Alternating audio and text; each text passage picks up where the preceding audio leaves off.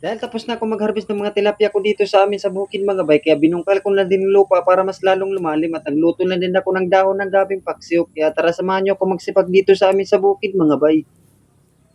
Magandang umaga mga bay. Inagahan ko palang pambungkal dito ng lupa dito sa pispan ko mga bay dahil hindi pa din mainit yung panahon. Dahil sa sobrang tagal ko na pala hindi to na pinatuyuan ko yung pispan ko dito mga bay, yung mga lupa na sa gilid ay pumupunta na sa gitna kaya medyo mababaw na yung pispan ko. Mas maganda talaga kapag malalim yung pispan mga bay, 1 meter pataas para marami din yung malagay ng mga fingerlings at pambilis din sila lumaki. Hindi pala ako eksperto sa pag-aalaga ng mga tilapia mga bay, ginagaya ko lang din sa mga napapanood ko ng mga video sa mga eksperto. Base din sa pagpipispan ko dito sa amin sa bukid mga bay, mas maganda talaga yung pispan natin ay 1 meter pataas yung lalim. Ngayon ko pa lang pala to pinatuyuan ng tubig mga bay mula sa paggawa ko nito mga 7 buwan na nakalipas. Ang dahilan kung bakit pinatuyuan ko talaga yung pispan ko dito mga bay ay kahit wala pang mailipatan yung mga fingerlings, ay may nakahalo palang hito sa mga alaga kong mga tilapia. Kaya agad ko nang pinatuyuan yung pispan ko mga bay para hindi agad maubos yung mga fingerlings sa mga hito. Kaya kung may mga alaga kang mga tilapia mga bay tapos may mga halong hito tsaka dalag ay kunin mo na agad yun para hindi agad maubos yung mga tilapia fingerlings mo. At dahil nag-iingay na din yung mga alaga kong baboy dito sa amin sa bukid mga bay, kaya pinakain ko lang muna. Mamaya ko na naman hapon ulit babanatan yun kapag wala ng init. Hindi ko pa pala naatipan yung kalahating kulungan natin ng baboy mga bay dahil hindi pa tayo nakabili. At nung katapos na tayo ng pagkain ng mga baboy mga bay, diretso na agad ako dito kumuha ng mga dahon ng gabi. Ito pala yung uulamin ko ngayong umaga dito sa amin sa bukid mga bay, dahon ng gabi tapos gagawin kong paksiw. Nakakasawa din pala pag palaging isdang tilapia yung ulam mo mga bay, kaya ngayong araw ay mag-uulam na naman ako ng gulay. Dito lang pala ako nanguha sa gilid ng mga palayan namin mga bay dahil marami ding nakatubo dito sa kanal namin. At hindi naman daw tumakati ng mga gabi sabi ng mama ko kapag hindi ko daw hahaluin kapag ako nagluluto na nito. Iba din yung mga gabi dito sa amin sa bukid mga bay, ayaw magpakain kapag haluin mo.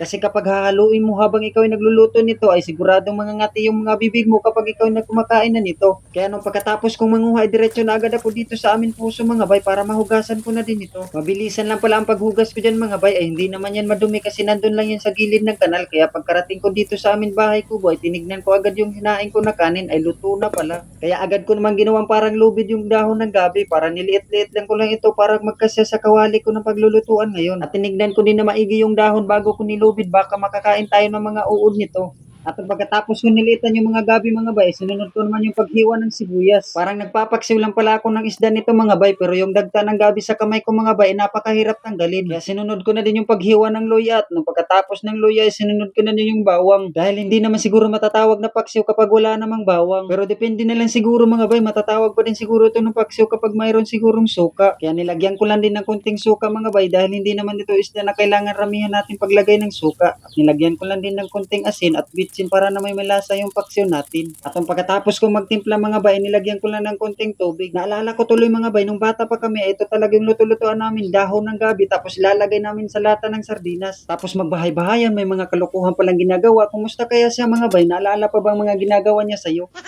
Dahil luto na yung dahon ng gabi na paksiw mga bay, kaya hinain ko ng mga bay para makakain ako dito dahil nagugutom na din ako dito sa amin sa bukid mga bay. Dahil hindi ako nakapagkape kaninang umaga mga bay, kaya medyo gutom na talaga kasi alas 9 na din tong oras dito sa amin sa bukid mga bay. Kaya nung pagkatapos ko magkuha ng kanin mga bay, ito na pala yung itsura ng luto ko kanina. Medyo sakto lang talaga sa akin pang ulam dito sa umaga mga bay. Kaya tara mga bay, mangain. Kung kakain ka pala nito na ulam mga bay, kasi may mga tao talaga na hindi kumakain na gulay. Kasi sa ikli ng buhay ngayon mga bay ay lamang ang may peace of mind. Kung hindi naman talaga sobrang halaga ay wag mo nang pansinin. Wag mong stressin yung sarili mo. Ang labanan ngayon ay pasarapan at pasayahan na ng buhay. Nabasa ko lang din yan sa Facebook bay.